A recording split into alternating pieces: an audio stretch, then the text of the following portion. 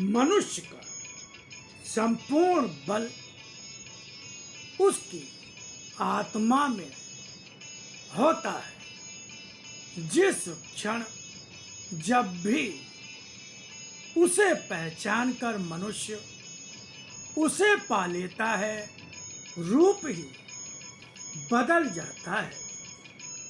अनासक्त भाव से किए हुए कर्म ही मुझसे कर्म फल के रूप में मेरी कृपा प्राप्त करने का अधिकार देते हैं। उसी तरह अनासक्त भाव से दिया हुआ दान भी तुम्हें मुझ तक ले आता है। जीवन को जियो, किंतु अनासक्त भाव से जियो। अनासक्त भाव से जीवन को जीना ही मनुष्य को कर्मयोगी बनाता है। धन देकर धन की संख्या गिनते हो तो धन में तुम्हारी आसक्ति का ही परिचय मिलता है। ज्ञान का दान वही कर पाता है जो सही अर्थों में ज्ञान का अर्जन कर चुका हो। किंतु ज्ञान जो आजकल तुम्हें सुनने को मिलता है उसमें सत्य बहुत कम, असत्य ही अधिक होता है।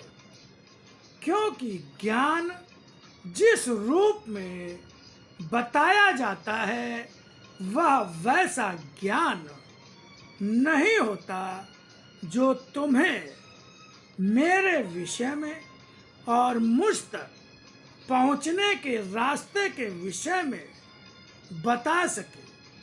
फिर संसार को लाभ ज्ञान का नहीं, अज्ञान का ही हो रहा है।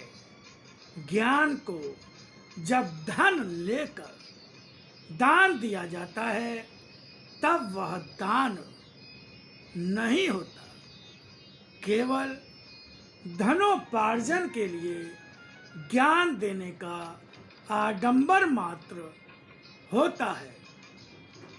पहले ज्ञान का अर्जन करो, ऐसा अर्जन जो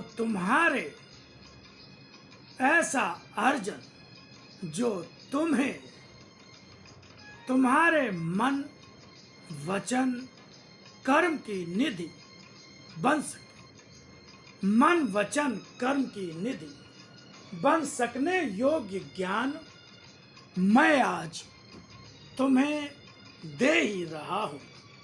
मेरे विषय में अर्जित किया हुआ ज्ञान ही सत्य होता है, जिसे जान लेने से ही मनुष्य का मन पवित्र हो जाता है। इस ज्ञान को धारण करने से शरीर को शक्ति और संसार में जीने का बल मिलता है। मेरे विषय में मुझसे ही पाया ज्ञान तुम्हें सत्य बता सकता है कि सत्य क्या है।